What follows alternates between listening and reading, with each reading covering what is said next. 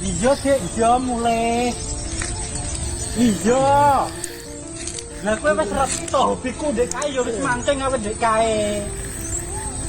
Aku yo aku etok kowe to, Dik, era. Jangan semono ya aku dolanan keplek terus. Saiki aku wis tak ilangi keplekku, judiku, mabukku wis ilang kabeh. Lah kowe kok ngono? Lho aku ki hobi mancing ilangi keplek ngilangi judi. Bisa nih rumah tangga iki bertahan lho, kok malah jaluk pisahan to, Dik. Hobiku nggur mancing. Lho mancing tak ki jero ora. Acok.